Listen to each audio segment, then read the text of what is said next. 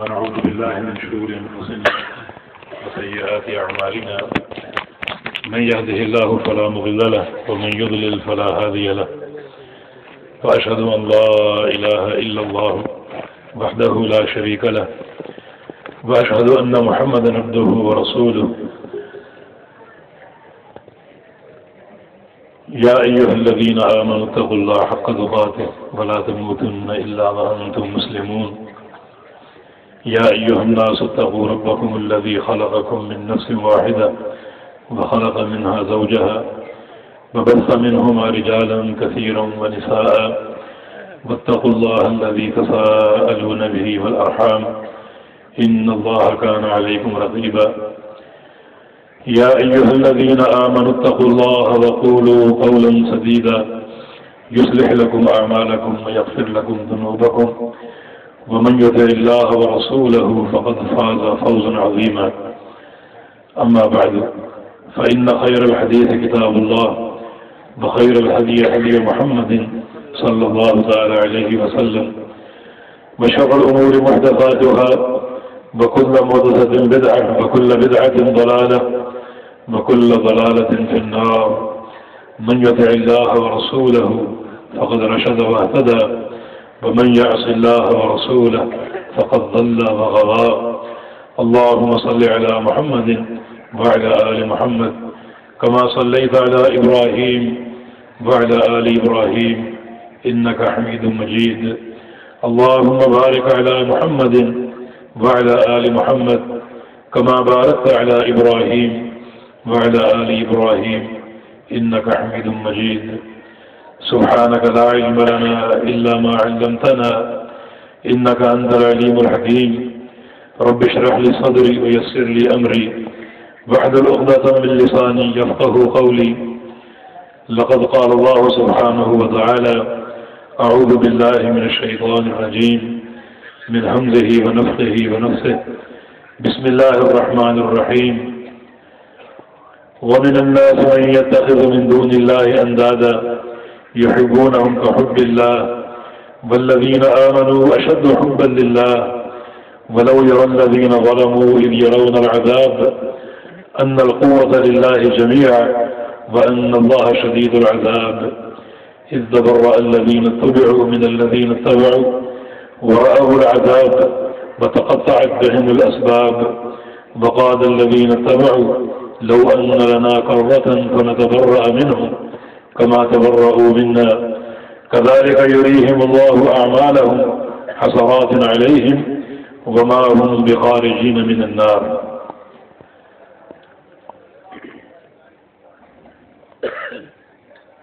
معزز سامعین حضرات السلام علیکم ورحمۃ اللہ وبرکاتہ. ابھی ہم نے ایک بہت ہی مدلل اور پرمغز خطاب سنا ہے جو حقیقتاً منہج اہل حدیث ہے، اور اس خطاب میں بہت سے اعتقادی پہلو ہمارے سامنے آئے جو کہ ہماری دعوت کا امتیاز ہے. اللہ رب العزت فضیلت الشیخ ابراہیم بھٹی صاحب حافظ اللہ کی زندگی میں، آپ کی صحت میں اور آپ کے علم و عمل میں برکتیں عطا فرمائے. اللہ رب العزت ہم سب کے عقیدوں کی اصلاح فرما دے. اللہ رب العزت ہمیں عمل کی توفیق دے. اس پروگرام میں ساتھی دور دور سے آئے. اللہ رب العزت اٹھے ہوئے ایک ایک قدم کو برکتوں سے بھر دے، رحمتیں عطا فرما دے، دلوں کو اخلاص سے بھر دے، اور اس سارے عمل کو اپنی رضا کے لیے قبول فرما لے. ہمارا یہاں آنا اور بیٹھنا قیامت کے دن ہماری نجات اور بخشش کا ذریعہ بنا دے. محبت پر بات ہو رہی تھی. ایک اور نقطے کے حوالے سے اسی موضوع کو آگے بڑھاؤں گا. ہمارا یہ عقیدہ ہے کہ محبت کا اصل محور اللہ کی ذات ہے. اصل جو مرکزیت ہے محبت کی وہ پروردگار کے لیے. جس پر کچھ دلائل آپ نے ابھی سنے. اللہ پاک کا ارشاد ہے والذین آمنوا اشد حبا للہ، جو لوگ مومن ہیں وہ سب سے زیادہ شدید اور سخت اللہ سے محبت کرتے ہیں اور اللہ کے لیے کرتے ہیں. اللہ تعالیٰ کا ہر قسم کی محبت کا محور ہونا، اس کے دو معنی ہیں. ایک معنی یہی ہے کہ محبت اللہ تعالیٰ سے کرنی ہے سب سے زیادہ، سب سے شدید. اور دوسرا نقطہ یہ ہے کہ جس سے محبت کرنی ہے وہ اللہ کے لیے کرنی ہے. میں جس نقطے کا تعلق سے اسی موضوع کو آگے بڑھانا چاہتا ہوں وہ یہ ہے کہ ہمیں یہ دیکھنا ہوا کہ اللہ رب العزت کو کس کس سے محبت ہے.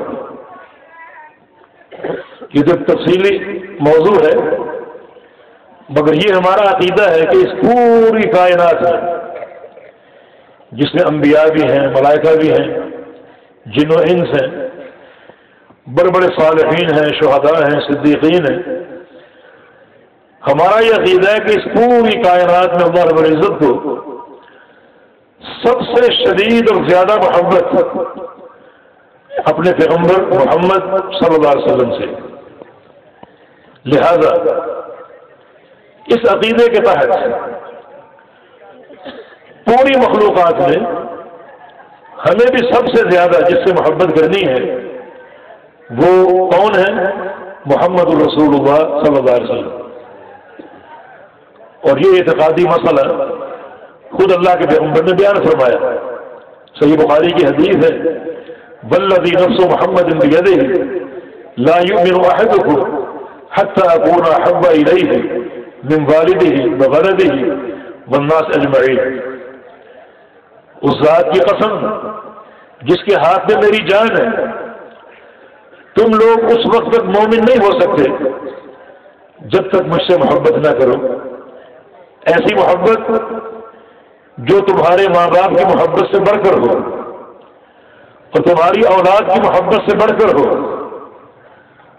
بلکہ کائنات کے ہر فرد کی محبت سے بڑھ کر ہو. یہ بڑا اہم اعتقادی مسئلہ ہے. اب ترتیب یہ بنی کہ سب سے زیادہ محبت اللہ تعالیٰ کے لیے، بلکہ اصل محبت اللہ کے لیے. اور اللہ تعالیٰ کی محبت کی تکمیل کی صورت یہ ہے کہ جس سے اللہ کو محبت ہے اس سے محبت کی جائے. اور چونکہ اللہ رب العزت کو سب سے سخت محبت اور زیادہ محبت اپنے آخری پیغمبر محمد صلی اللہ علیہ وسلم سے ہے، تو پھر اس پوری کائنات میں مخلوقات میں ہماری سب سے زیادہ محبت کے مستحق محمد رسول اللہ صلی اللہ علیہ وسلم. اس محبت کا ثمرہ یہ ہے کہ یہ حلاوت ایمانی قرار دی گئی ہے نبی اسلام کی حدیث صحیح بخاری میں کہ ثلاث من کن فیہ وجد بہن حلاوت الایمان. جس شخص میں تین چیزیں پائی گئیں اس نے ایمان کی حلاوت کو پا لیا، ایمان کی مٹھاس کو پا لی. وہ تین چیزیں کیا ہیں؟ ان یکون اللہ ورسولہ احب الیہ مما سواہما، کہ اللہ اور اس کا رسول اس کے نزدیک پوری کائنات میں سب سے بڑے اور زیادہ محبوب بن جائیں. سب سے زیادہ اللہ سے محبت ہو اور پھر اللہ کے رسول سے ہو. اگر یہ نقطہ ایک انسان کے دل میں موجود ہے اور اس کے عقیدے کا حصہ ہے تو اس نے ایمان کی حلاوت کو پا لیا. اور دوسری چیز یہ ہے وَأَن يُحِبَّ الْمَرْءَ لَا يُحِبُّهُ إِلَّا بِاللَّهِ، کہ وہ لوگوں سے محبت کرے صرف اللہ کے لیے. اس نقطے پر تفصیلی بات آپ نے سن لی. اور تیسری بات یہ ہے وَأَن يَكْرَهَ أَن يَعُودَ فِي الْكُفْرِ بَعْدَمَا أَنْقَذَهُ اللَّهُ كَمَا يَكْرَهُ أَن يُقْذَفَ فِي النَّارِ، کہ کفر سے اور کفر کے خصائل سے اس قدر نفرت کرے جیسے آگ میں جانے سے نفرت کرتے ہیں۔ آگ میں جانا کس کو پسند ہے؟ جتنی کراہت آپ کے دل میں آگ میں جلنے سے ہے، آگ میں جانے اور کودنے سے ہے، اتنی نفرت اور کراہت آپ کے دل میں کفر سے ہو، کفر کے کلچر سے ہو، کفر کی ثقافت سے ہو، اور کفر کی عادات سے ہو، کفر کے لباس سے ہو، کفر کی شکل و صورت سے ہو، اس قدر نفرت ہو، تو ثابت کیا ہوا؟ اس محبت کا فائدہ ہے کہ ایسے شخص کے دل کو اللہ رب العزت حلاوت ایمان سے بھر دے گا۔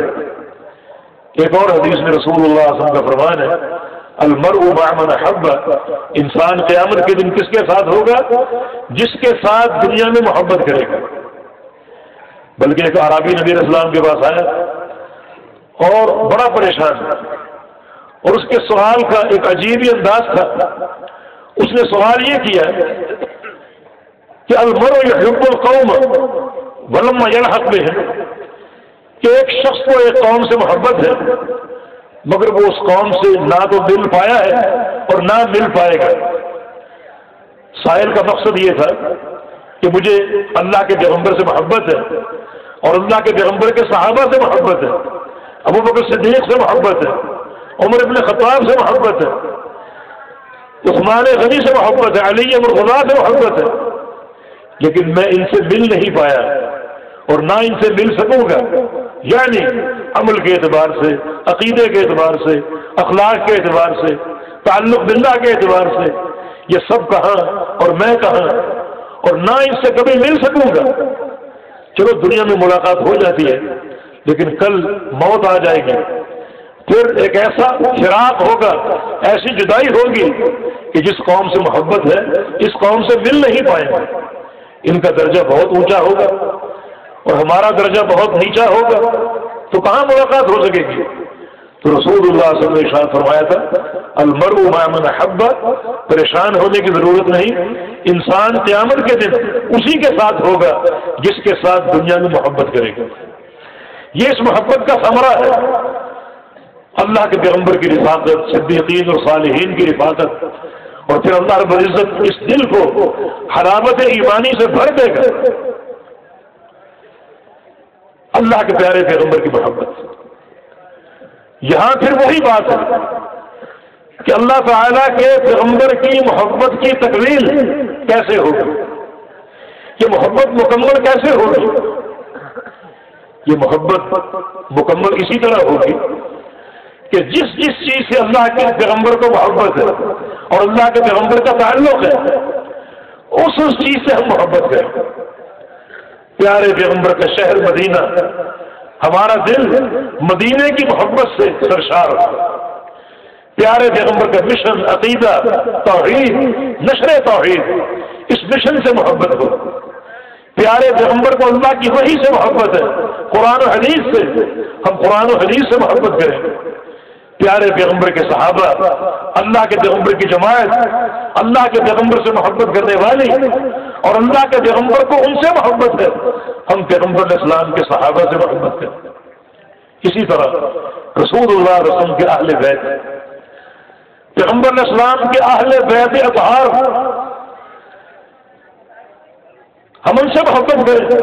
یاد رکھو اللہ کے پیغمبر کی محبت کی تکمیل اس وقت تک ناممکن ہے جب تک ہم اللہ کے پیارے پیغمبر کے اہل بیت سے محبت نہ کریں۔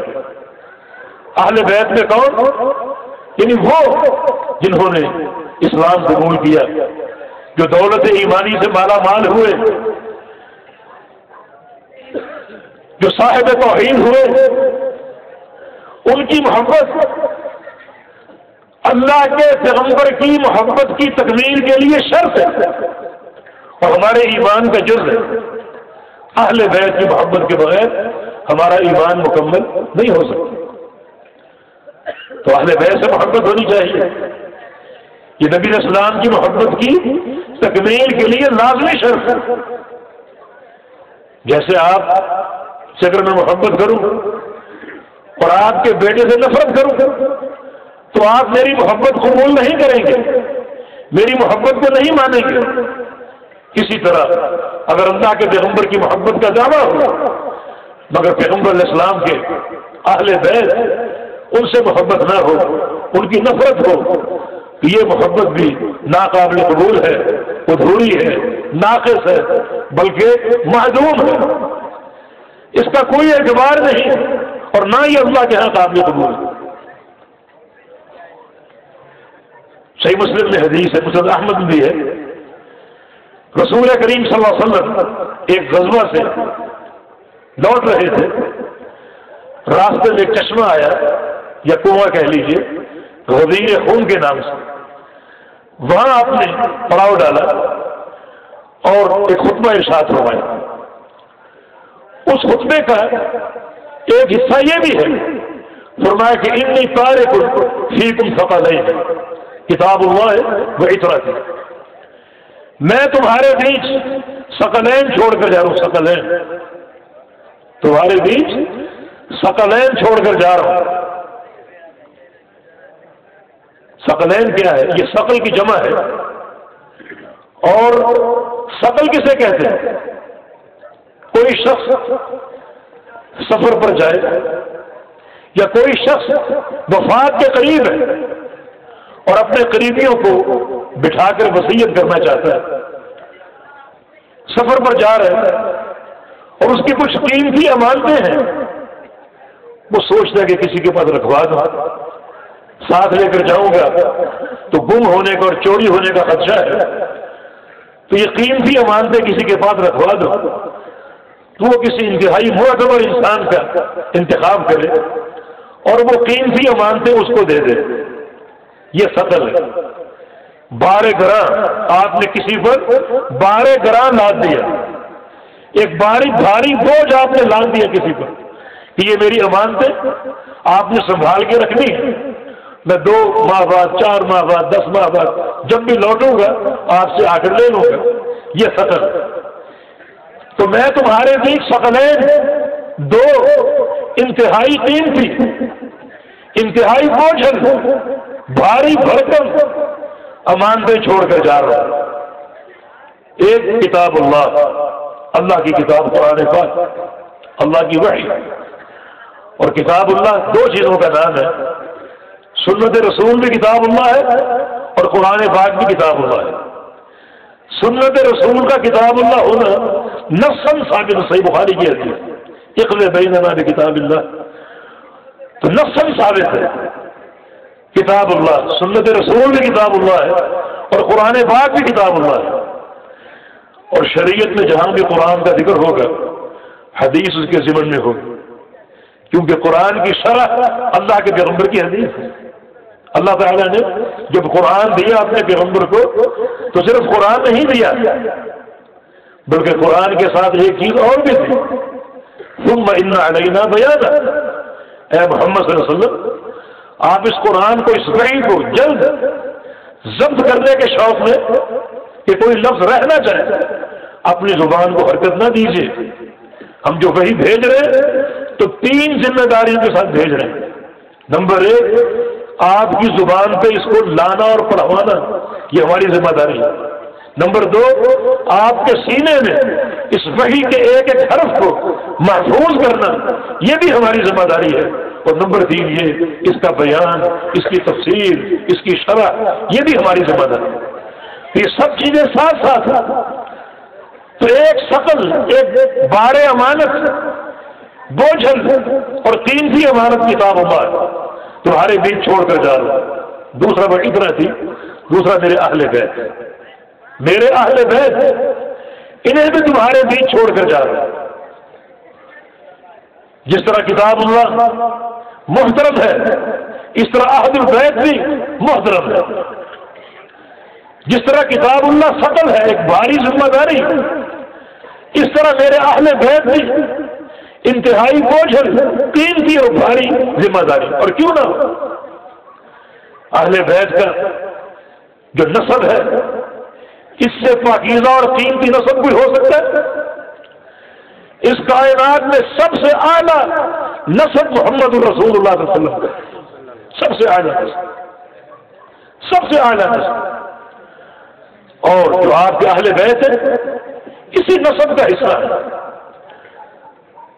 یہ سب سے قیمتی نسل ہے، کائنات میں سب سے قیمتی. تو پھر اہل بیت کی محبت اللہ کے پیغمبر کی محبت کی شرط ہے، تکمیل ہے. اس کے بغیر محبت مکمل ہو ہی نہیں سکتی. اہل بیت کی محبت اللہ کے پیغمبر کی محبت ہے، اور اگر اللہ کے پیغمبر کی محبت نہ ہو تو اللہ کی محبت بھی حاصل نہیں ہو سکتی. یہ معاملہ کہاں سے کہاں پہنچتا. اہل بیت کسی بھی انسان کے ثابت ہوتے ہیں دو طریقوں سے. ایک ہے خون کے رشتے سے، جیسے پیارے پیغمبر محمد رسول اللہ صلی اللہ علیہ وسلم، آپ نے زندگی میں 11 نکاح کیے اور آپ کے بچوں کی تعداد 7. یہ خونی نسل ہے، یہ خونی قرابت ہے، اور یہ وہ اہل بیت ہیں جن کا تعلق خونی رشتے سے ہے. سیدہ خدیجہ الکبریٰ رضی اللہ عنہا جن کے بطن سے آپ کی اولاد بیشتر اکثر اولاد پیدا ہوئی، آپ کا بیٹا عبداللہ، آپ کا بیٹا قاسم، اور آپ کی 4 بیٹیاں زینب، ام کلثوم، رقیہ اور فاطمہ رضی اللہ تعالی عنہن. یہ سب وہ قرابتیں ہیں جو خون کی قرابتیں ہیں. اور آپ ماریہ قبطیہ سے آپ کا ایک بیٹا متولد ہو، ابراہیم.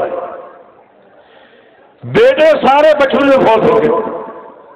بڑے سے بڑا بیٹا ابراہیم جو تقریباً 1.5 سال تک زندہ رہا، وہ بھی فوت ہو گیا. اللہ کے پیارے پیغمبر اپنے کسی بیٹے کو بچا نہ سکے موت سے. ان بیٹوں نے آپ کو داغ مفارقت دیا. عبداللہ فوت ہوا، قاسم فوت ہوا. نبی علیہ السلام کے کیا جذبات تھے یہ اوراق تاریخ محفوظ نہ کر سکی، یا کم از کم میرے علم میں نہیں ہے. لیکن ابراہیم کا جب انتقال ہوا تو نبی علیہ السلام کی جھولی میں ابراہیم تھا، اور آپ کی آنکھوں سے آنسو جاری تھے، اور زبان پر یہ الفاظ تھے کہ ان القلب یحزن وان العین تدمع ولا نقول الا ما يرضي ربنا وانا بفراقك يا ابراہیم لمحزونون. آنکھوں میں آنسو ہیں اور دل میں غم اور درد ہے، دل میں الم ہے، تڑپ رہا ہے، لیکن زبان سے وہ الفاظ کہیں گے جس میں پروردگار کی رضا. ایسا کوئی لفظ نہیں کہیں گے جو پروردگار کو ناراض کر دے، جو خالق اور مالک کو ناراض کر دے. اے ابراہیم، تیری وفات کا ہمیں صدمہ بہت ہے، دکھ بہت ہے. اور نبی علیہ السلام نے فرمایا تھا لو عاش ابراہیم لکان صدیقا نبیا. میرا بیٹا ابراہیم اگر زندہ رہتا تو اللہ کا سچا نبی ہوتا. نبی علیہ السلام نے فرمایا تھا ان له زیرا فی الجنہ تتم رضاعته او کما قال کہ میرے بیٹے نے مکمل 2 سال دودھ نہیں پیا اپنی ماں کا، 1.5 سال کی عمر میں فوت ہو گیا، باقی 6 مہینے اس کے دودھ کی تکمیل جنت کی دائی کرے گی. یہ اہل البیت کا شرف ہے. آپ کسی بیٹے کو بچا نہیں سکے. ہم پتہ نہیں کس کس کو مشکل کشا مانتے، حاجت روا مانتے، لیکن دیکھو جھولی میں بیٹا دم توڑ. اور نبی علیہ السلام کی پریشانی کو دیکھ کر صحابہ پریشان ہوتے، اور اس دن صحابہ خوش ہوئے. ایک دن نبی علیہ السلام خطبہ ارشاد فرما رہے تھے. حسن رضی اللہ عنہ نبی علیہ السلام کے نواسے گھر سے مسجد میں آ گیا. اللہ کے پیغمبر صلی اللہ علیہ وسلم اپنے نواسے کو دیکھتے ہیں تو ممبر سے نیچے اتر آئے اور اپنے نواسے کو لے کر پیار کیا. اور ایک حدیث ارشاد فرمائی کہ ان ابنی ھذا سید وسوف یصلح اللہ به بین فئتین عظیمتین من المؤمنین. میرا یہ بیٹا سردار ہوگا، میرا یہ بیٹا سردار ہوگا، اور اللہ رب العزت میرے اس بیٹے کے ذریعے مسلمانوں کی 2 بڑی جماعتوں میں صلح کرائے گا. اس صلح کا سبب میرا یہ بیٹا ہوگا. اس حدیث کو سن کر صحابہ خوش ہوئے. صحابہ کو یقین ہوگا کہ یہ بیٹا بڑا ہوگا، نبی اسلام کے باقی بیٹوں کی طرح بچپن میں فوت ہو کر اللہ کے پیغمبر کو غمناک نہیں کر جائے گا، یہ کم از کم سرداری کی عمر تک پہنچے گا، سردار ہوگا، بڑا ہوگا، اس عمر کو پہنچے گا کہ 2 طائفوں میں صلح کرائے. صحابہ کو اطمینان ہوا اللہ کے پیغمبر کی اس جو ایک المیہ، جو ایک صورت تھی، بیٹے کی جدائی پر آپ کا رونا اور آپ کے آنسو، یہ صحابہ نے دیکھے تھے. اس خبر کو سن کر یقین ہو گیا کہ یہ بیٹا کم از کم بچپن میں فوت نہیں ہوگا، بڑا سرداری ہو جائے گا اور 2 طائفوں میں صلح کرائے گا. تو یہ ساری قرابتیں خونی قرابتیں، خونی رشتے، یہ عہد البیت ہے. تو یہ آپ کے بیٹے اور بیٹیاں سیدہ فاطمہ رضی اللہ عنہا، ان کی شادی جناب علی سے ہوئی اور نبی علیہ السلام کی 2 بیٹیاں ام کلثوم اور رقیہ عثمان غنی کے نکاح میں باری باری آئی، باری باری، ایک وقت میں نہیں. اس وقت تک پیغمبر علیہ السلام کی ساری بیٹیوں کی شادی ہو گئی. عثمان غنی کی جب دوسری بیوی فوت ہوئی، اللہ کے پیغمبر کی دوسری بیٹی، جس کا نکاح نہیں جبریل امین کے کہنے پر ہوا تھا کہ آسمان والے نے حکم دیا ہے کہ اس کا نکاح نہیں عثمان سے کرا دے. جب وہ بھی فوت ہوئی تو اللہ کے پیغمبر نے فرمایا تھا اگر میری تیسری بیٹی ہوتی تو وہ بھی عثمان کے نکاح میں دے دے. نکاح کی اساس کیا ہوتی؟ نکاح کی اساس وہی جو اللہ کے پیغمبر نے فرمائی. تنکح المرأة لأربع لمالها ولحسبها ولدينها وجمالها ولجمالها ولدينها، کہ کسی بھی عورت سے نکاح 4 اغراض کے تحت کیا جاتا ہے، یا اس کی خوبصورتی کو دیکھ کر، یا اس کے مال کو دیکھ کر، یا اس کے خاندان کو دیکھ کر، یا اس کے دین کو دیکھ کر. فرمایا کہ سب فرد ذات دین ہے کہ تم دیندار کو ترجیح دینا، باقی اوصاف اگر ہو تو ٹھیک ہے، نہ ہو تم اپنی بیوی میں ایک ہی بس تلاش کرنا اور وہ اس کا دیندار ہو. تو اللہ کے پیارے پیغمبر محمد رسول اللہ صلی اللہ علیہ وسلم نے یہ بات دیکھ رہے 2 بیٹیاں عثمان غنی کے نکاح میں تھیں. اس کی اساس دینداری نہیں ہے کیا؟ اللہ کے پیغمبر صلی اللہ علیہ وسلم نکاح کے لیے کیا دینداری کا نعوذ باللہ اعتبار نہیں کریں گے؟ یہ سب قرابتیں خونی قرابتیں. اور اہل البیت جس دوسرے طریقے سے ثابت ہوتے ہیں وہ طریقہ ہے مصاہرت کا، دامادی. کہیں شادی ہو جائے، کسی عورت سے آپ کا نکاح ہو گیا، وہ عورت بطریق مصاہرت آپ کے اہل البیت میں شامل ہو.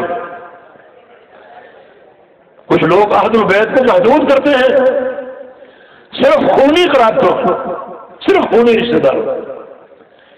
یہ سوچ محدود بھی ہے اور غلط بھی ہے.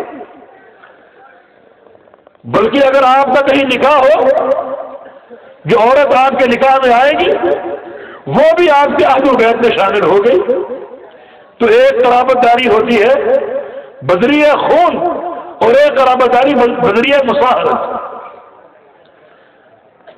نبی علیہ السلام نے 11 نکاح کیے اور 9 بیویں ایک وقت میں آپ کے پاس تھی. یہ سب اہل البیت ہیں، یہ سب قرابت داریاں ہیں جو از طریق مصاہرت اللہ کے پیغمبر کو حاصل ہوئی. تو یہ خلیت الکبریٰ، عائشہ صدیقہ، حفصہ، جویریہ بنت حارث اور دیگر تمام امہات المؤمنین، یہ بھی نبی علیہ السلام کے اہل البیت میں سے ہیں جن کا اہل البیت ہونا بطریق خون نہیں بلکہ بطریق مصاہرت. اور کتاب و سنت میں جا بجا ایسے حوالے موجود ہیں کہ اہل البیت یا اہل کا لفظ صرف بیوی کے لیے بولا گیا. اذ قال لأهله انقضوا فإني آنست نارا. موسیٰ علیہ السلام نے اپنے اہل سے کہا کہ اپنی بیوی سے. شعیب کی بیٹی تھی. یہ قرابت خون کی قرابت نہیں ہے بلکہ مصاہرت کی قرابت ہے. اور اس طرح کے جا بجا حوالے آپ کو ملیں گے، لیکن میں نے اختصار سے اپنی بات کو ختم کرنا ہے. تو یہ بھی اہل البیت ہے. ان کی محبت بھی اللہ کے پیغمبر کی محبت کی تکمیل ہے. جو شخص یا جو لوگ اہل البیت سے محبت کریں اور اہل البیت صرف اللہ کے پیغمبر کے خون کی رشتہ داریاں قرار دیں اور پیغمبر اسلام کی بیویاں جو امہات المومنین ہیں ان سے محبت نہ کریں، ان پر تبرہ کریں، ان سے عداوت اور نفرت کا اظہار کریں، حقیقت میں ان لوگوں کو اللہ کے پیغمبر سے محبت نہیں ہے. اور جن کو اللہ کے پیغمبر سے محبت نہیں ہے ان کو اللہ تعالیٰ سے محبت نہیں ہے. محبت کے تعلق سے اور محبت کے امتحان میں وہ ناکام ہے. اور قرآن پاک نے یہ بات بطور عقیدہ ذکر کی. النبی اولی بالمؤمنین من انفسهم وازواجه امہاتهم. مومنین کا کردار کیا ہے؟ یہاں مومنین کے دو کردار ذکر کیے گئے. ایک یہ کہ سچا اور پکا مومن وہ ہے جو سب سے زیادہ محبت اللہ کے پیغمبر سے کرے، سب سے زیادہ اللہ کے پیغمبر کو قریب جاتے ہیں اپنی جان سے بھی زیادہ، وہ مومن. اور دوسرا یہ وہ مومن ہے جو اللہ کے پیغمبر کی بیویوں کو اپنی ماں سمجھے، اللہ کے پیغمبر کی بیویوں کو اپنی ماں سمجھے. قرآن نے یہ دونوں عقیدے، یہ دونوں باتیں ایک ہی سیاق میں ذکر کی. دونوں کا تعلق مومنین سے. تو مومن وہ ہے جس کا ایمان قابل قبول ہے، جو اللہ کے پیغمبر سے محبت کرے، اتنی محبت کہ اپنی جان سے بھی زیادہ. اور دوسرا یہ کہ مومن وہ ہے جس کا ایمان اللہ کے قابل قبول ہوگا کہ وہ اللہ کے پیغمبر کی بیویوں کو اپنی ماں سمجھے.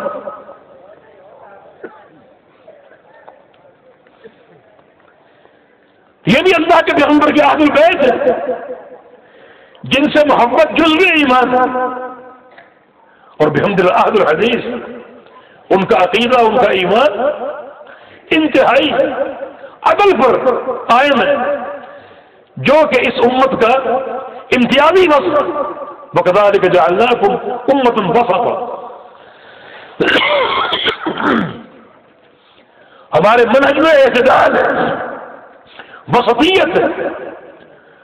اور اہل الحدیث بحمدللہ اللہ کے پیغمبر کے اہل البیت سے محبت کرتے ہیں، ان اہل البیت سے جن کی قرابت خون سے ثابت ہے، اور ان اہل البیت سے جن کی قرابت بطریق مصاہرت، امہات المومنین سے بھی، اور پیغمبر اسلام کی آل، آپ کے اہل البیت، آپ کے بیٹے، آپ کی بیٹیاں، آپ کے نواسے، آپ کی نواسیاں، اور آگے پورا خاندان جو ایمان پر قائم رہا، ہمیں ان سب سے محبت ہے.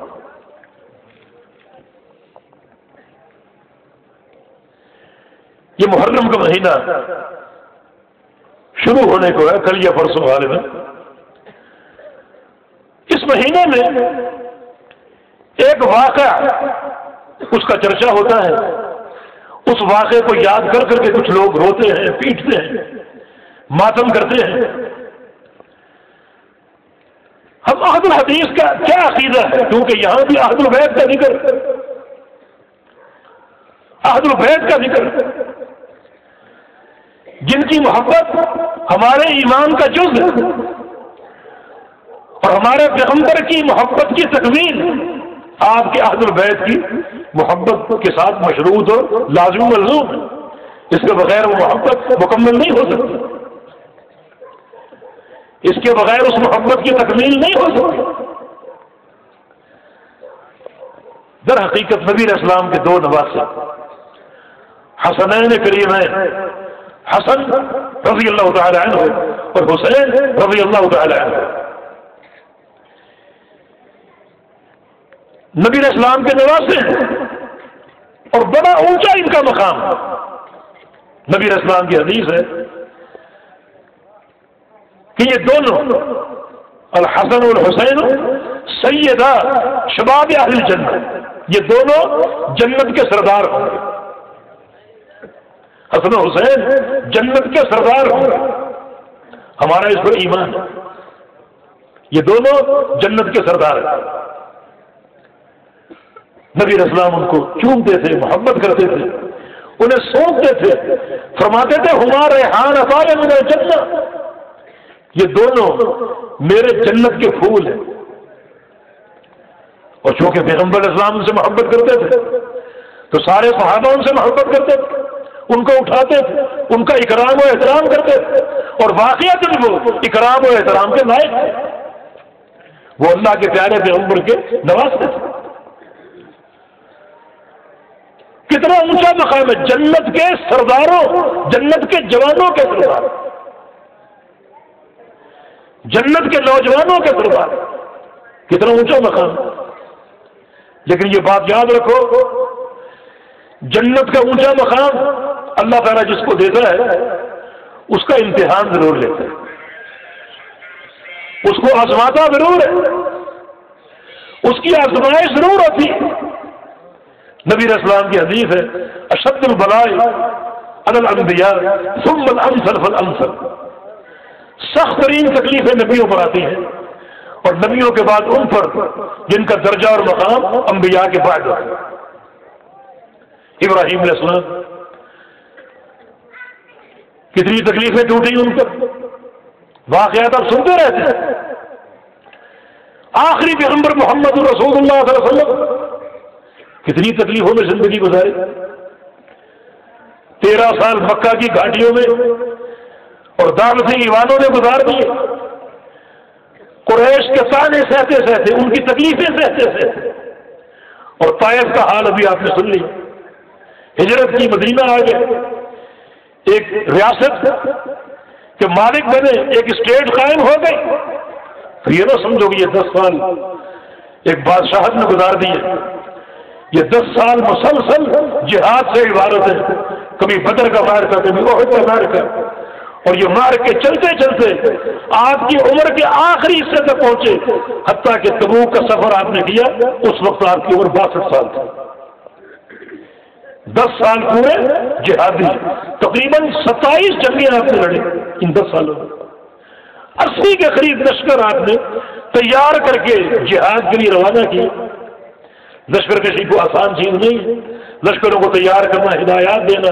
80 مہمات آپ نے 10 سالوں میں جو ہے وہ ترتیب دی، اور 27 مار کے بذات خود آپ نے لڑے. یہ 23 سال آپ کی زندگی تھی نبوت کی، کتنی کٹھن، کتنی تکلیف دے. یہ ایک امر لازمی، امر طبعی ہے. اللہ رب العزت سے جس کو محبت ہوگی اور اللہ تعالیٰ جس سے محبت کرے گا اسے ضرور آزمائے گا. بلکہ نبی علیہ السلام کی حدیث ہے یبتلی المرء علی قدر دینہ ان کان فی دینہ صلابہ زید فی بلائہ وان کان فی دینہ خفف عنہ، کہ ہر شخص اپنے دین کے بقدر آزمایا جاتا ہے. ہر شخص جتنا اس کا دین مضبوط ہوگا اتنا اس کا امتحان بھی شدید ہوگا. اگر اس کے دین میں صلابت ہو، اس کے دین میں شدت ہو، اس کے دین میں استقامت اور سختی ہو تو اللہ تعالیٰ اس کی آزمائشیں بڑھا دے گا. اگر اس کا دین کمزور سا ہے تو اللہ تعالیٰ اس کی آزمائشوں میں تخفیف اور نرمی اور کمی کر دے گا. حتیٰ انه يمشي على الارض وليس عليه اثم، حتیٰ کہ بعض لوگ اس قدر آزمائے جاتے ہیں، جھنجھوڑے جاتے ہیں کہ وہ آزمائشوں اور تکلیفوں پر صبر کرتے کرتے اس مقام تک پہنچ جاتے ہیں کہ زمین پر چل پھر رہے ہوتے ہیں اور ان کے دامن میں کوئی گناہ باقی نہیں بچتا. ساری آزمائشیں ان گناہوں کو توڑ ڈالتی. یہ دینداری. حسن حسین رضی اللہ عنہما جنت کے جوانوں کے سردار، اتنا اونچا مقام، تو کیسے ان کا امتحان نہ؟ انہوں نے ساری زندگی محبت دیکھی، صحابہ کا پیار دیکھا، نبی علیہ السلام کا پیار دیکھا، اور یوں بچپن گزر گیا۔ اللہ تعالیٰ نے جناب حسن کا امتحان لیا۔ وہ امتحان کیا تھا جس کا اشارہ بھی آپ نے سن لیا تھا؟ نبی علیہ السلام خطبہ دیتے دیتے اٹھایا اور فرمایا کہ ان ابنی ھذا سید، میرا یہ بیٹا سردار ہوگا، اور اللہ رب العزت اس بیٹے کے ذریعے مسلمانوں کے دو طائفوں میں صلح کرائے گا۔ چنانچہ سن 44 ہجری کے واقعات اٹھا کر دیکھ لیجئے، جب جناب علی بن ابی طالب کو شہید کر دیا گیا، اور دیکھیں یہ شہادت بھی ایک آزمائش، حسن و حسین کے والد جناب علی رضی اللہ عنہ شہید کیے گئے، ان پر بھی آزمائش ہے، کڑی آزمائش کہ ان کو شہید کیا گیا۔ اس سے قبل عثمان غنی کو شہید کیا گیا، اس سے قبل عمر ابن خطاب کو شہید کیا گیا۔ کتنے مشاہیر، کتنے صدمے اور کتنی آزمائشیں مشاہیر پر، صالحین پر، دینداروں پر یہ آزمائشیں سختیاں آتی۔ فرمایا کہ میرا یہ بیٹا سردار ہوگا، اللہ تعالیٰ دو طائفوں کے بھی اس بیٹے کے ذریعے صلح کرائے گا۔ 44 ہجری کے واقعات میں جب جناب علی کی شہادت کے بعد لوگوں نے جناب حسن کے ہاتھ پر بیعت کر لی، تو کچھ لوگ جن کی اکثریت شام کی طرف تھی وہ امیر معاویہ کی بیعت کے نام پر کھڑے ہو گئے، اور یوں دو طائفے، دو جماعتیں قائم ہو گئی۔ لڑائی کے دھارے پر کھڑی جناب حسن رضی اللہ عنہ نے جو 6 ماہ تک خلیفہ رہے، امیر المومنین رہے، انہوں نے اقتدار سے اپنا تنازل اختیار کر لیا، اپنے آپ کو الگ کر لیا، جس کو آج کی اصطلاح میں استعفیٰ دینا بولتے ہیں، تاکہ اختلاف ختم ہو جائے۔ جو لوگ لڑائی کے دھانے پر کھڑے ہیں ان کو عافیت مل جائے۔ چنانچہ ان کی اس حسن تربیت نے، ان کی سمجھداری نے ایک عظیم فتنے کے راستے پر بند باندھ دیا، اور یوں مسلمان عافیت میں آ گئے۔ نبی علیہ السلام جو پیش گوئی کی تھی حرف بحرف پوری ہوئی، یہ اللہ کے پیغمبر کی نبوت کی صداقت کی دلیل۔ یہ ایک آزمائش تھی، عہدے کو چھوڑنا، سیادت کو چھوڑنا، قیادت کو چھوڑنا ایک آزمائش ہے۔ جس کو کرسی مل جائے وہ چھوڑنے پر آمادہ نہیں ہوتا، دنیا اس کو لاکھ منحوس کہے وہ اقتدار سے چمٹا رہے۔ لیکن جناب حسن رضی اللہ عنہ نے اقتدار چھوڑ دیا، سیادت چھوڑ دی، قیادت چھوڑ دی، اور اس امتحان میں سرخرو ہو گئے۔ یہ ایک آزمائش ہے، اس میں 100% کامیاب ہو۔ اب جناب حسین رضی اللہ عنہ جن کو اہل کوفہ خطوں پر خط لکھ رہے ہیں کہ آپ ہمارے پاس آ جائیں، یہاں آپ کا بڑا اکرام و احترام ہوگا، اور آپ نے ارادہ کر لیا، لیکن مقدمۃ الجیش کے طور پر پہلے مسلم بن عقیل کو بھیجا کہ جا کر جائزہ لو کوفہ والوں کی کیا صورتحال ہے، ان کی کوئی اچھی تاریخ نہیں ہے وفاداری کے تعلق سے، اب خطوط ان کے بے شمار آ رہے ہیں، آپ ذرا جائزہ لیں۔ مسلم بن عقیل گئے، ان کے ساتھ جو اہانت بھرا سلوک اہل کوفہ نے کیا تھا، الکوفی لا یوفی، کوفی میں وفا نہیں ہوتی، وہ تاریخ کا ایک حصہ ہے، حتیٰ کہ قتل کر دیا جناب حسین کو، ان کے قتل ہونے کی طرح نہیں۔ اب چاہیے تو یہ تھا کہ وہ کوفہ کے سفر کو ملتوی کر دیتے، مگر پھر بھی اہل کوفہ نے اصرار کیا کہ آپ آئیں، آپ اللہ کے نبی کے نواسے ہیں، ہم آپ کی عزت کریں گے، اکرام کریں گے، احترام کریں گے۔ آپ نے جانے کا عزم کر لیا، اکیلے نہیں بلکہ اپنے اہل البیت کے ساتھ، آپ کی بیویاں اور آپ کے بیٹے، اولاد اور دیگر خاندان کے افراد، ان سب کو ساتھ لے کر روانگی کا قصد اور ارادہ کر لیا۔ حالانکہ بعض صحابہ نے آ کر سمجھایا، جن میں عبداللہ بن عباس کا نام آتا ہے، عبداللہ بن عمر کا نام آتا ہے، کہ آپ یہ سفر نہ کریں، اور اگر کرنا ہے تو تنہا کریں۔ اہل کوفہ کی وفاداری مسلم نہیں ہے، ان کی بے وفائیوں کے بڑے قصے ہیں، لیکن آپ نے رخت سفر باندھ لیا اللہ کی قضاء و قدر سے۔ یہ ہونا تھا، یہ سفر ہونا تھا، یہ پروردگار کی قضاء و قدر سے، اور آپ کوفہ پہنچے۔ جب دیکھا کہ اہل کوفہ نے گھیر لیا ہے اور بے وفائی ان کی سامنے آ گئی، ان کی بغاوت سامنے آ گئی، میں قصہ پورا آپ کو نہیں سنا رہا، ایک دو بنیادی باتیں تاکہ اس قضیے کو ہم سمجھ لیں۔ اس وقت جناب حسین رضی اللہ عنہ نے 3 پیشکشیں کی تھی۔ ایک یہ کہ ہمیں چھوڑ دیا جائے تاکہ ہم مدینہ واپس لوٹ جائیں، اس پیشکش کو رد کر دیا۔ دوسری پیشکش یہ تھی کہ ہمیں یہاں سے آزادی دے دو اور کسی سرحدی علاقے میں بھیج دو جہاں مسلمانوں کی فوجیں کفار کے ساتھ نبرد آزمائیں، جہاں پر جہاد ہو رہا ہے، تاکہ ہم یہ باقی زندگی اللہ کی راہ میں جہاد کرتے کرتے قربان ہو جائیں۔ اس پیشکش کو بھی ٹھکرا دیا۔ تیسری پیشکش یہ کی گئی کہ ہمیں ہمارے چچا زاد بھائی یزید ابن معاویہ کے پاس بھیج دو، یزید ابن معاویہ کے پاس بھیج دو۔ یعنی جناب حسین کو یزید ابن معاویہ کے پاس امن، عافیت اور سلامتی دکھائی دے رہی۔ چچا زاد بھائی کیوں کہا گیا؟ اس لیے کہ یزید کا نسب اور جناب حسین کا نسب ان کے چھٹے دادا عبد بن مناف پر جا کر اکٹھا ہو جاتا۔ عبد بن مناف جو اللہ کے پیغمبر کے اجداد میں سے ہیں، عبد بن مناف پر دونوں کا نسب اکٹھا ہو جاتا، اس لیے ان کو امزاد کہا، چچا زاد بھائی کہا۔ لیکن اس پیشکش کو بھی ٹکرا دیا گیا، اور پھر ایک المناک واقعہ ہوا، ایک افسوسناک واقعہ رونما ہوا۔ جناب حسین کو شہید کیا گیا، ان کے ساتھ اہل بیت کو شہید کیا گیا۔ غربت کی یہ شہادت، غربت کی یہ موت ایک بڑا تاریخ کا المیہ بات ہے جس پر ہر دل پریشان ہوتے اور پریشان ہونا چاہیے۔ یہ اہل البیت کی محبت کا تقاضا ہے، پریشان ہونا چاہیے۔ ہر مومن کا دل حزن و ملال سے رنجیدہ ہوگا یقیناً جب بھی اس واقعے کی یاد تازہ ہوگی، جب بھی یہ واقعہ پڑے گا اس کا دل پریشان ہوگا۔ کیوں؟ کیونکہ حسن و حسین یہ اللہ کے پیغمبر کے نواسے ہیں، یہ اللہ کے پیغمبر کا خاندان تھا، یہ اللہ کے پیغمبر کا خاندان تھا جو اس کائنات کا سب سے اعلیٰ خاندان تھا، سب سے قیمتی خاندان، نسب کے اعتبار سے اس سے بہتر کوئی خاندان تھا۔ تو اللہ کے پیغمبر کے ساتھ قرابت اور یہ تعلق، اللہ کے پیغمبر کی محبت ہے، یقیناً یہ ساری باتیں جب انسان سوچے گا اس کا دل پریشان ہوگا، یقیناً پریشان۔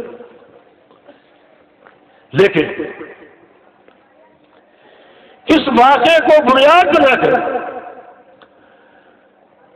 ہر سال اور ہمیشہ ہمیشہ کے لیے رونا پیٹنا ماتم کرنا یہ دینداری نہیں ہے۔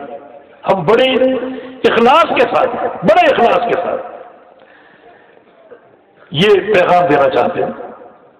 پیغام کربلا سمجھ لیجئے، پیغام اہل البیت سمجھ لیجئے کہ اس واقعے کو بنیاد بنا کر رونے کا جواز کیا ہے۔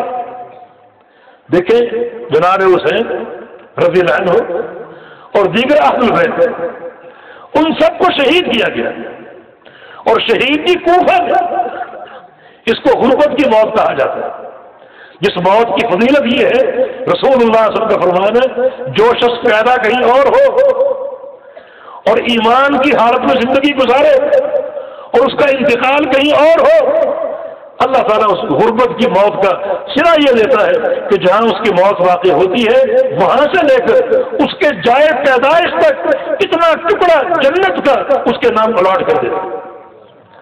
یہ بھی ایک شرف ہے، شہادت کا تمغہ ان کے سینے پر سجا، یہ بھی ایک شرف ہے، اور پھر غربت کی موت یہ بھی ایک شرف ہے جو اللہ کا اعزاز ہے۔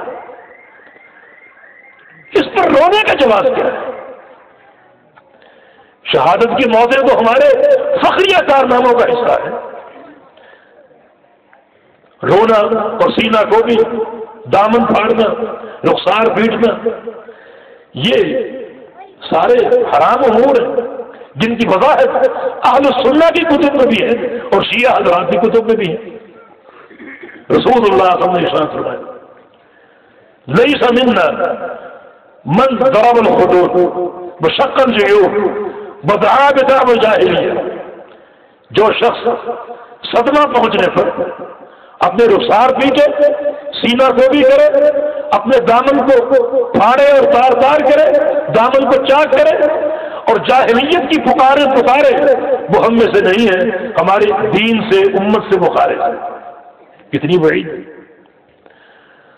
ہم اس محبت میں ایک ایسا کام کریں جو سراسر خطرناک وعید کا موجب ہے، اس کا کیا فائدہ؟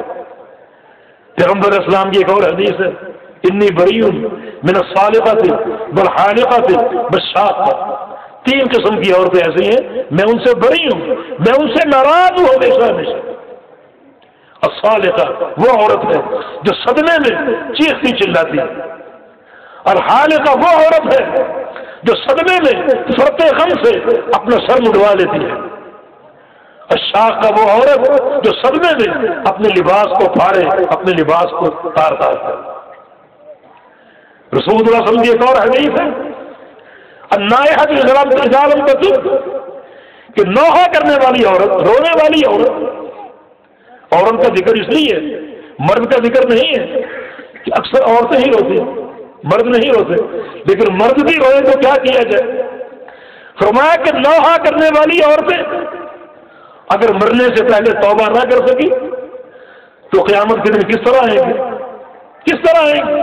علیہم صوابیل من قطران والدرع من جرب علیہا، اس طرح آئیں گی کہ ان کے اوپر جہنم کی آگ سے پگھلا ہوا جو تانبا ہے اس کی قمیض ہوگی، جہنم کی آگ سے پگھلے ہوئے تانبے کی قمیض ہوگی، اور قمیض کے نیچے درع ہوگی، قمیض کے نیچے بدن کے ساتھ چپکی ہوئی وہ جرب بھی ہوگی۔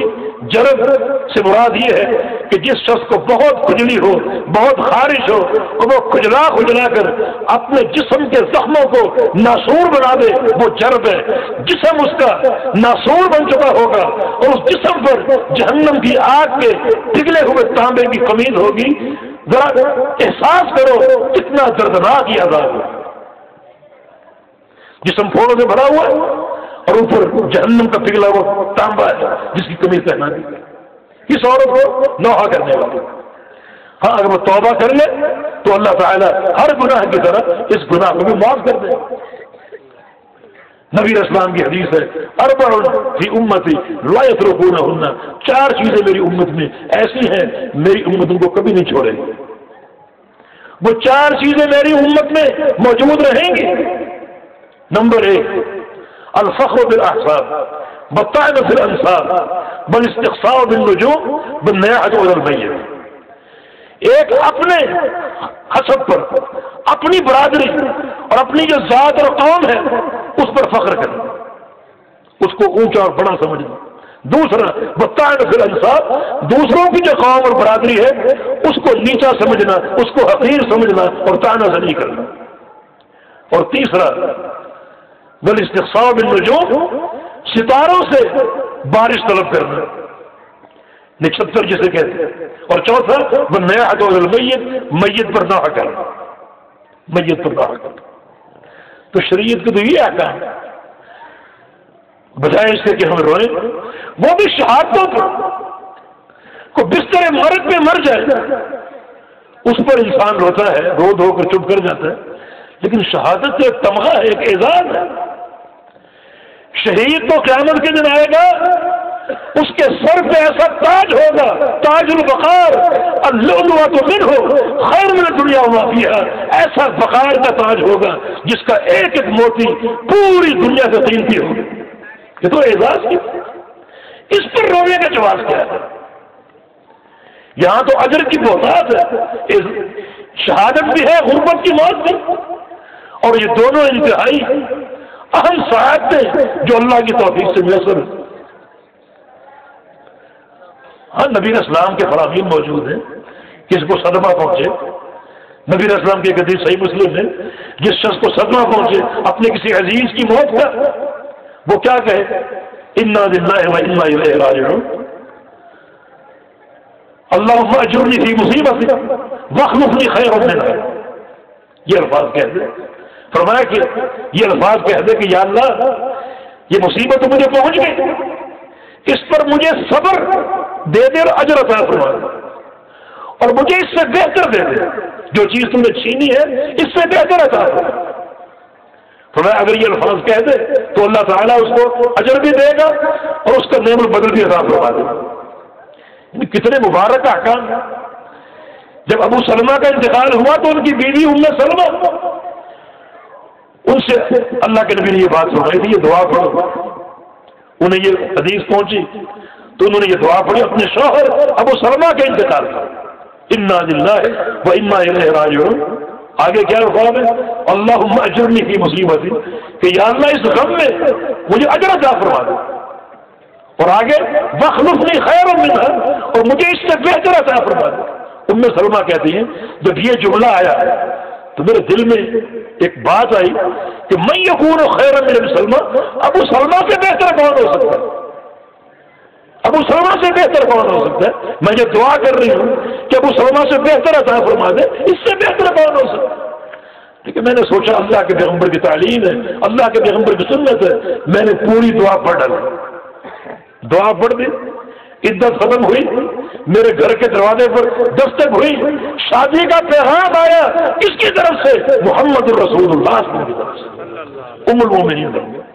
یہ دعا کا ثمرہ اور دعا کا نتیجہ اللہ تعالیٰ نے ام المومنین بنا دیا، اللہ کے پیغمبر کی حدیث پر عمل کرنے کا سلا ہے۔ تو یہ تعلیم ہے شریعت کی۔ تو اس چیز کو سمجھا جائے، سوچا جائے، غور و فکر کیا جائے۔ المیہ یقیناً ہے، لیکن یہ بھی تو سوچو شہادت کی بات، اللہ تعالیٰ نے کیسا تمغہ ان سینوں پر پھیلایا ہے، شہادت کی موت ان کو عطا فرما دی، جو بہت بڑی سعادت ہے۔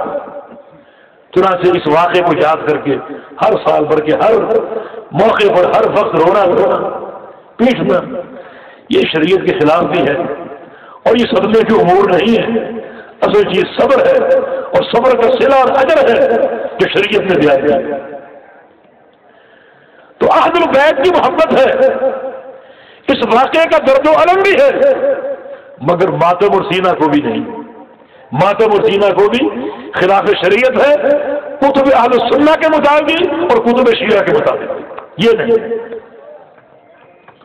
ایک چیز اور ضروری جس پر تنبیہ کی جائے،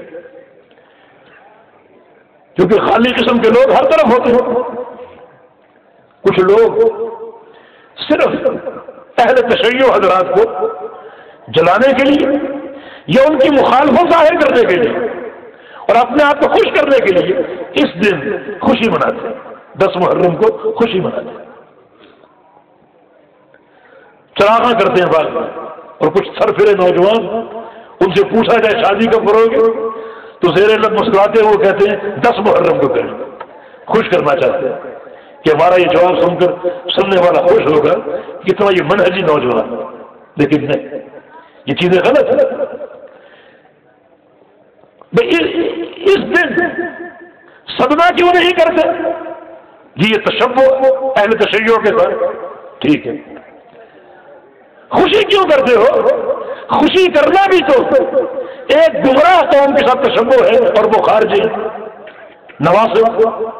شیخ الاسلام نے لکھا ہے کہ آج کے دن شیطان نے 2 جماعتوں کو گمراہ کیا، ایک ان لوگوں کو جنہوں نے اس واقعے کو بنیاد بنا کر مستقل ماتم اور سینہ گوبی کو اپنا دین بنا لیا، دوسرا وہ خارجی اور ناچبی جنہوں نے اس واقعے کو سن کر چراغاں کیا، مٹھائیاں تقسیم کی اور خوشی کا اظہار کی۔ تو اصل معاملہ کیا ہونا چاہیے؟ اس دن کو گزارو ایک نارمل دن کی طرح۔ اگر آپ کی کچھ شادی کی ترتیب ایسی پڑی، دن ایسا پڑ گیا کہ اس دن 10 محرم ہے، شادی کرنا، شادی سے روکا نہیں گیا، لیکن ایک شخص چن کر صرف اسی دن کا انتخاب کرے خوش ہونے کے لیے اور خوشی منانے کے لیے، تو یہ بات درست نہیں ہے۔ اگر غم کرنے میں تشبہ اہل تشیع کے ساتھ ہے تو ایکسٹرا خوشی منانے میں تشبہ نواسب اور خوارج کے ساتھ، اور ہم امت وسط ہیں، ہمیں اعتدال سے کام لینا چاہیے، نہ اس دن کو ایسا کام کرے جس دن معمول سے زیادہ غم کا اظہار ہو، اور نہ ایسا کام کرے جس سے معمول سے زیادہ خوشی کا اظہار ہو۔ اور ہاں، شریعت نے ہمیں بتایا کہ یہ دن کیسے گزارنا، روزہ رکھ کر 10 محرم کو روزہ رکھو۔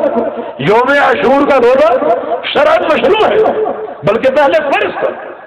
رمضان کے روزے نے اس کی فرضیت کو منسوخ کر دیا، اب یہ مستحب ہے۔ اور نبی اسلام کی حدیث ہے، افضل الصیام بعد رمضان صیام شہر اللہ المحرم، رمضان کے بعد سب سے افضل روزہ محرم کی 10 تاریخ کا روزہ۔ نبی اسلام کی ایک اور حدیث ہے کہ صیام یوم عاشورا احتسب علی اللہ ان یکفر السنۃ التي قبلہ، کہ 10 محرم کا روزہ گزشتہ 1 سال کے گناہوں کا کفارہ ہے، 1 سال کے گناہوں کا کفارہ۔ کون سے گناہ؟ صغیرہ گناہ، صغیرہ گناہوں کا کفارہ ہے۔ یہ ایک روزہ رکھ لو، 1 سال کے صغیرہ گناہ معاف ہو۔ آپ کہیں گے کبیرہ گناہ کیوں نہیں، ہم تو وہ بخشوانا چاہتے ہیں۔ تو بھائی دین کی سماحت اور برکت یہ ہے کہ کبیرہ گناہ کی توبہ اس سے بھی آسان ہے۔ صغیرہ گناہ کی بخشنے کے لیے روزہ رکھو دن بھر، ٹھیک ہے، کبیرہ گناہ کی بخش اس سے آسان ہے، اور وہ کیا؟ ندامت کے ساتھ اللہ تعالیٰ سے توبہ کرو، ایک ایک گناہ کو یاد کر کے ندامت کے ساتھ، پشیمانی کے ساتھ، اس عزم کے ساتھ کہ آئندہ یہ گناہ کبھی نہیں کرنا، اللہ پاک سے توبہ کرو۔ یا ابن آدم لو بلغت ذنوبک عنان السماء ثم استغفرتنی لاغفرن لک علی ما کان منک ولا ابالی، اے آدم کے بیٹے، تیرے گناہ اگر آسمانوں کو چھونے لگے، 100 سال کے گناہ، اور تو ایک دفعہ استغفار کر لے، ایک دفعہ تم استغفر کر، سچے دل سے میرے پاس آ جائے، ایک بار استغفار کر لے، لاغفرن لک، میں تیرے تمام گناہوں کو معاف کر دوں گا، علی ما کان منک، جیسے بھی ہو، چھوٹے ہو بڑے ہو، سب معاف کر دوں گا، بڑا ابالی، اور مجھے کوئی پرواہ نہیں، میرے سامنے کوئی چیز بڑی اور مشکل نہیں۔ یہ دین کی سماحت ہے۔ انا نبی توبہ، اللہ کے پیغمبر کا فرمان، میں توبہ کا نبی ہوں، میرے دین میں توبہ کی بڑی اہمیت ہے۔ تو یہ دن منانے کا شریعت نے ہمیں ڈھنگ دے دیا، روزہ رکھو۔ اب سے روزہ کون سا؟ جس میں اللہ کا ذکر، اللہ کا ذکر کرو، روزہ رکھ کر یہ دن گزارو، 1 سال کے گناہوں کی بخشش۔ ہاں البتہ نبی اسلام کی حدیث سے یہ بات واضح ہوتی ہے کہ یہودی بھی 10 محرم کو روزہ رکھتے ہیں۔ پھر اب پتہ نہیں یہودی کیسے رکھتے تھے۔ پہلے جب نبی مدینہ پہنچے تو وجدوا یہود یصومون، یہودیوں کو دیکھا وہ مدینہ میں 10 محرم کو روزہ رکھتے تھے۔ آپ نے پوچھوایا کہ ما ھذا الصوم، یہ روزہ کیا ہے؟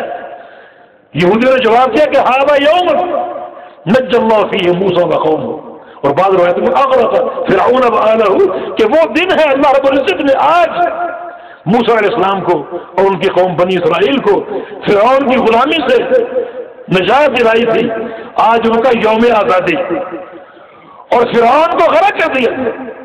آج ایک نبی محترم اولو العزم نبی کی آزادی کا دن ہے، اور ایک طاغوت کی بربادی کا دن، اس لیے ہم روزہ رکھتے ہیں۔ اللہ کے پیارے پیغمبر نے فرمایا نحن احق بموسیٰ، موسیٰ کا تعلق تو ہم سے ہے، ان سے کیا ہے؟ یہ تعلق تو توحید کی اساس پر ہے، اور یہ یہود و نصارہ مشرک۔ آپ نے اپنی وفات سے قبل فرمایا تھا قاتل اللہ یہود والنصارى اتخذوا قبور انبیاء مساجد، اللہ تعالیٰ یہودیوں پر عیسائیوں پر لعنتیں برسائے، ان کو برباد کر دے جنہوں نے اپنے نبیوں کی قبروں پر مسجدیں اور قبے تعمیر کر دی، عمارتیں بنا لی، قبروں پر عمارتیں۔ سوچو ہم کس شریعت کی بات کرتے ہیں، یہ حدیث آج کس کس طریقے پر منطبق ہو رہی؟ قبروں پر قبے کون بناتا ہے؟ قبروں پر عمارتیں کون بناتا ہے؟ یہ حدیث کس پر صادق آ رہی ہے؟ تو ان کا کیا تعلق موسیٰ علیہ السلام سے؟ یہ تعلق تو توحید کی اساس ہے۔ الانبیاء اخوۃ اللہ، دیننا واحد، ہم سارے نبی آپس میں اللہ بھائی، ہمارا ایک دین ہے جس کی اساس توحید باری تعالیٰ۔ یہ روزہ ہم رکھیں لیکن جو یہودی بھی رکھتے ہیں ہم ان کی مخالفت کریں گے، یہ ایک رکھتے ہیں ہم دو رکھتے ہیں۔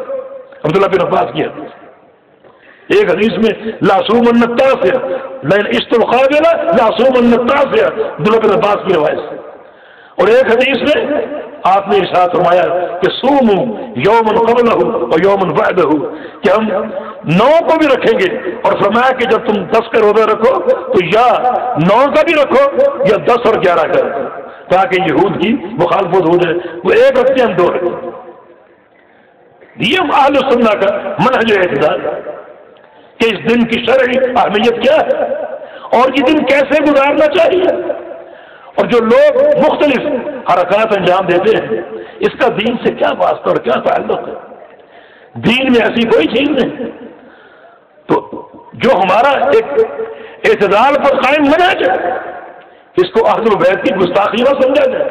ہم نے عرض کر دیا کہ اللہ کے پیغمبر کی محبت کی تکمیل اہل بیت کی محبت، اس کے بغیر محبت مکمل ہو ہی نہیں سکتی، بلکہ محبت ناقابل قبول۔ اہل بیت اللہ کے پیغمبر صلی اللہ علیہ وسلم کا خونی رشتہ، اللہ کے پیغمبر کا مصاحب کا رشتہ، انتہائی محترم رشتہ۔ اور پھر اس دن صحابہ کرام پر تبرہ کیا جاتا، حالانکہ اس تبرہ کی کوئی گنجائش نہیں۔ ابو بکر صدیق پر، عائشہ صدیقہ پر، عمر بن خطاب پر، یہ کون سی شریعت ہے؟ اللہ کے پیغمبر کی جماعت جن کو قرآن کہیں اولئک هم الفائزون کہہ رہے، ذالک الفوز العظیم کہہ رہے، لقد رضی اللہ عن المؤمنین اذ یبایعونک تحت الشجرہ، اپنی رضا کا اعلان کر رہے ہیں، اہل بدر سے فرما رہے ہیں کہ تم جو چاہو کرو، اعملوا ما شئتم فقد غفرت لکم، جو چاہو کرو میں تمہیں معاف کر چکا ہوں۔ تو اس چیز کو مد نظر رکھیں، اس اعتدال کے منہج پر غور کریں۔ یہ اللہ کے پیغمبر کی جماعت جس کے قیامت تک کے ایمان کی گواہیاں قرآن نے دی، والسابقون الاولون من المہاجرین والانصار والذین تبعوهم بإحسان رضی اللہ عنہم ورضوا عنہ۔ 3 جماعتوں کا ذکر کیا، انصار صحابہ کا، مہاجرین صحابہ کا، اور تیسری جماعت وہ جو ان کے بعد آئے اور ان کے منہج کے پیروکار۔ بس چوتھی کوئی جماعت نہیں جس سے اللہ راضی ہو۔ تو کس کا نقصان ہوگا؟ ام المومن سیدہ عائشہ صدیقہ سے کسی نے کہا کہ میں نے کچھ لوگوں کو دیکھا ابو بکر صدیق رضی اللہ عنہ کی شان میں گستاخی کر رہے۔ ام المومنین نے فرمایا اصل بات ابو بکر صدیق اللہ کے وہ بندے ہیں جن کی وفات ہو چکی، اور وفات ہونے سے ان کی نیکیوں کا سلسلہ بند ہو گیا، مگر اللہ نہیں چاہتا کہ ان کی نیکیوں کا سلسلہ بند ہو۔ اللہ تعالیٰ نے ایسے بندے پیدا کر دیے جو ان سے عداوت کا اظہار کرتے ہیں، ان کو گالیاں دیتے ہیں، ان کی گالیوں کا ثواب، ان کی عداوتوں کا ثواب ان کو قبر میں پہنچ رہا ہے۔ اللہ چاہتا ہے کہ ان کے اجر کا سلسلہ، ان کے شرف کا سلسلہ قیامت تک ان قبروں میں قائم رہے اور پہنچتا رہے۔ یہ ہم منہج اعتدال پیش کرنا چاہتے ہیں۔ ہمارے دل اہل بیت کی محبت سے لبریز ہیں، مگر ساتھ ساتھ پیغمبر اسلام کے صحابہ کی محبت سے بھی لبریز، اور ہم خام خواہ کی عدالتیں قائم کیے بیٹھے ہیں۔ ذرا اہل بیت اور صحابہ کی قرابتیں تو دیکھیں، تفصیل کا وقت نہیں، صرف 1-2 قرابتوں کی بات کرتے ہیں۔ جناب علی کا نکاح سیدہ فاطمہ سے رضی اللہ عنہ، اس نکاح کے نتیجے میں ایک بیٹی پیدا ہوئی ام کلثوم رضی اللہ عنہ۔ ام کلثوم سے شادی کس نے کی؟ جناب علی نے اپنی یہ بیٹی فاطمہ کی بیٹی کس کے نکاح میں دی؟ امیر المؤمنین عمر بن خطاب رضی اللہ عنہ۔ اس کو کیا کہو گے؟ اس کو شادی کی دین میں اساس کیا ہے؟ اگر مرد شادی کرے تو کس سے کرے؟ فضفر بذات الدین، دیندار سے۔ عورت شادی کرے تو کس سے کرے؟ نبی اسلام کا فرمان اذا جاءکم من ترضون دینہ وخلقہ فزوجوہ، تمہارے پاس کسی نیک اور صالح مرد کا رشتہ آ جائے تمہاری بیٹی کے لیے تو نکاح دے دو، اس کا اخلاق اچھا ہو، دین اچھا ہو، نکاح دے دو۔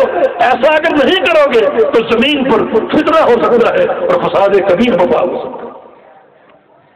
یہ ہمارے رشتوں کی اساس ہے۔ تو اہل بیت کا اور صحابہ کا بھی یہ تعلق ہے۔ رشتے بہت ہیں، بس مثال کے طور پہ ایک اور رشتہ پیش کر کے بات ختم کرتا ہوں۔ یہ فقیہ اہل بیت، فقیہ اہل بیت امام جعفر صادق رحمہ اللہ، ان کی قرابت داریوں کی بات کریں۔ فقیہ اہل بیت، اہل تشیع ان کو فقیہ اہل بیت کہتے ہیں اور ہم ان کو فقیہ الامت کہتے ہیں۔ یہ فقہ کے ایک ستون تھے اور بڑے بڑے فقہاء میں ان کا شمار ہوتا ہے۔ یہ بیٹے تھے امام محمد کے، امام محمد جن کا لقب محمد الباقر، امام محمد کے بیٹے تھے محمد الباقر کے، اور محمد الباقر یہ بیٹے تھے علی کے جن کا لقب زین العابدین، اور علی بیٹے ہیں حسین کے، اور حسین بیٹے ہیں جناب علی بن ابی طالب رضی اللہ عنہ۔ یہ ان کا نسب، یہ ان کا نسب۔ ان کی والدہ کون ہے؟ ان کی والدہ ام فروا، ام فروا رحمہ اللہ، یہ والدہ ہے فقیہ اہل بیت، فقیہ امت امام جعفر صادق رحمہ اللہ کی۔ ام فروا کون ہے؟ ام فروا وہ خاتون ہے جس کا ددیال کی طرف سے اور ننیال کی طرف سے رشتہ جس شخصیت تک پہنچتا ہے وہ ہے صدیق کائنات ابو بکر صدیق رضی اللہ عنہ، ددیال کی طرف سے بھی اور ننیال کی طرف سے۔ ام فروا کی والدہ اسماء تھی، اسماء کے والد عبد الرحمن اور عبد الرحمن کے والد ابو بکر صدیق۔ عبد الرحمن عائشہ صدیقہ کے بھائی ہیں، اور یہ وہی بھائی ہیں جن کے ساتھ اللہ کے پیغمبر نے عائشہ کو بھیجا تھا حج کے موقع پر تنعیم سے عمرہ کروانے کے لیے جہاں مسجد عائشہ قائم ہے۔ عبد الرحمن کی بیٹی اسماء، یہ ام فروا کی والد ہے، اور ام فروا کے والد کون ہیں؟ وہ ہیں قاسم بن محمد بن ابو بکر صدیق رضی اللہ عنہ۔ امام جعفر صادق بڑے فخر سے کہا کرتے تھے کہ والذی ابو بکر مرتین، میں ابو بکر صدیق کے گھر میں 2 بار پیدا ہوا۔ اس دوہرے تعلق اور فخر کا اظہار کرتے تھے، 2 بار پیدا ہوا ہوں، میرا تعلق ابو بکر صدیق سے ددیال کی طرف سے بھی ہے اور ننیال کی طرف سے بھی ہے، میری والدہ ام فروا کے تعلق سے۔ اس لیے ان کو تاریخ نے اس رشتے کو عمود الشرف کا، عمود الشرف، یہ شرف کا بڑا مضبوط اور ٹھوس پلر تھا۔ ایک طرف آل بیت اطہار اور ایک طرف آل صدیق اکبر رضی اللہ عنہ، 2 رشتے اکٹھے ہو گئے، 2 نسل، ابو بکر صدیق کا خاندان اور پیغمبر اسلام کا خاندان، اور ہم لڑائیاں بول لیے بیٹھے۔ اہل البیت کی رشتہ داریوں کی 20 مثالیں موجود ہیں، اور ہم اختلاف کو ہوا دیتے ہیں۔ تو آئیے منہج اعتدال کی طرف، یہ پیغام اہل البیت کا اور یہ منہج اہل البیت کا، کیا محبت تھی، کیا تعلق تھا، کیا آپس میں دوستیاں تھیں، رشتہ داریاں تھیں۔ یہ مثال نہیں ہمارے لیے، بالکل مثال۔ تو ہمیں اللہ کا خوف کرنا چاہیے، اور اللہ کے خوف کی بنا پر اپنے منہج کا تعین کرنا چاہیے۔ یہ وہ اعتقادی امور ہے جو دین اسلام میں ایک سر فہرست حیثیت رکھتے ہیں۔ الحب فی اللہ والبغض فی اللہ کے تعلق سے بہت دین کی باتیں ہم سن چکے ہیں، اور اسی عقیدے کی اساس ہے۔ یہ الحب فی اللہ، اس کا تعلق صرف زندگی سے نہیں بلکہ تمام صالحین سے۔ اللہ رب العزت نے قرآن پاک میں اور پیغمبر اسلام نے اپنی حدیث میں صالحین کے واقعات کیوں بیان کیے؟ کیوں بیان کیے؟ آدم علیہ السلام کا واقعہ، ابراہیم علیہ السلام کا واقعہ، نوح علیہ السلام کا واقعہ، موسیٰ علیہ السلام کا، عیسیٰ علیہ السلام کا، یہ واقعات کیوں بیان کیے؟ اس کے بہت سے اسباب میں سے ایک سبب یہ ہے کہ اللہ کے نیک بندے تھے، ہم ان واقعات کو پڑھ کر ان سے محبت کریں، اور جن لوگوں نے ان سے اپنی عداوتیں قائم کی ان سے ہم عداوت قائم کریں۔ الحب فی اللہ والبغض فی اللہ، یہ ہر دور کے لیے۔ تو یہ ایک اہم اعتقادی مسئلہ، اس پر بار بار غور کرو اور اپنے منہج کا تعین کرو۔ بڑا کامیاب پروگرام آپ نے منعقد کیا، ہمارے معہد کے فاضل شاگرد جناب مولانا عبدالخالق جلالانی اور ان کے سارے رفقا بڑی مبارکباد کے مستحق ہیں، جنہوں نے ایک محنت شاقہ سے یہ پروگرام ترتیب دیا اور ساتھی دور دور سے آئے، آج جو تک بیٹھے سنا، یہ ایک انشاءاللہ اچھی محبت و تعلق کا اظہار ہے اور دعوت دین کا ایک بڑا اہم اور ٹھوس طریق ہے۔ اللہ پاک قبول فرما لے ان محنتوں کو، کاوشوں کو، اللہ تعالیٰ اخلاص عطا فرما دے، اللہ رب العزت ہمارے تمام مریضوں کو صحت کاملہ عطا فرما دے اور اللہ تعالیٰ ہمارے ظاہر و باطن کو اپنی وحی کے نور سے آراستہ فرما دے۔ اقول قولی ھذا واستغفر اللہ لی ولکم وآخر دعوانا ان الحمد للہ رب العالمین۔